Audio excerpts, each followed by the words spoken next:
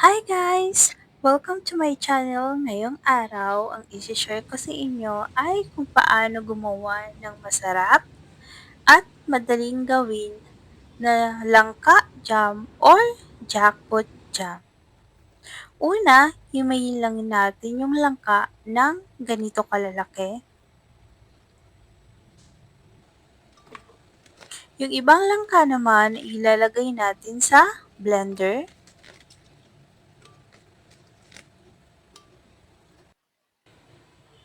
Maglalagay lang tayo ng isang tasang tubig.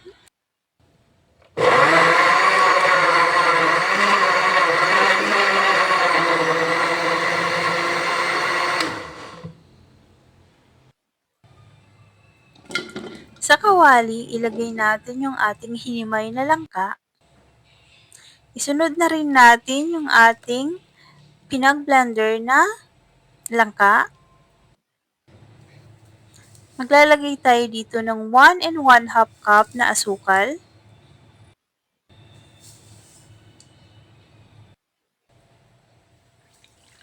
Maglalagay din tayo dito ng 2 cup na tubig.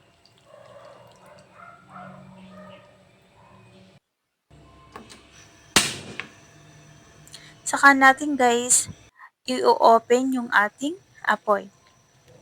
Haluin lang natin para yung asukal ay mahalo sa ating langka.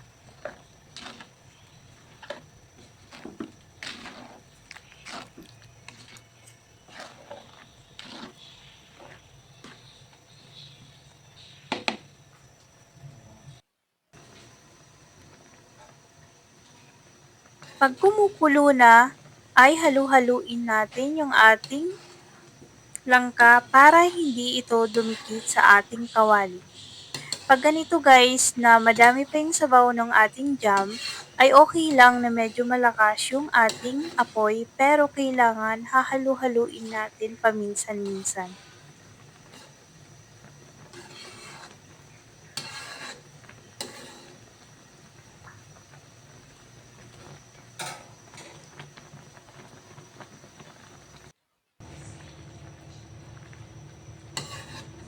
Pag ganito na guys na medyo kumukunti na yung sabaw ng ating jam, ay medyo hinaan na natin yung ating apoy kasi mas madali na itong dumikit sa kawali at masunog yung ating asukal na inilagay dito. Kailangan halu-haluin lang din natin ito para hindi talaga ito dumikit sa kawali.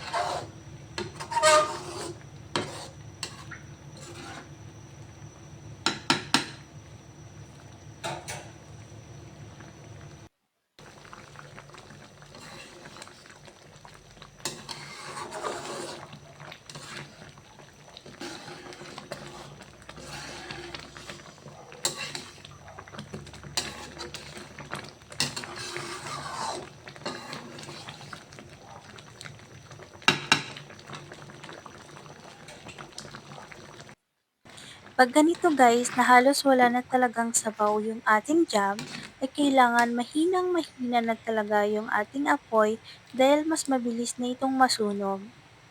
Gamit yung ating panghalo, medyo durugin lang natin yung ating langka. Pero guys, pwede namang hindi, okay lang naman yon. Continuous na din yung ating paghalo dahil mas mabilis na itong masunog.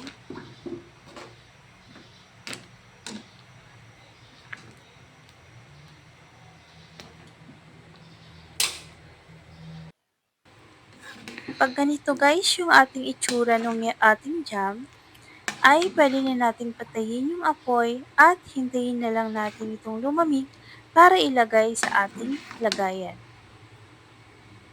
Kailangan guys ganitong texture yung ating ma-achieve sa ating jam.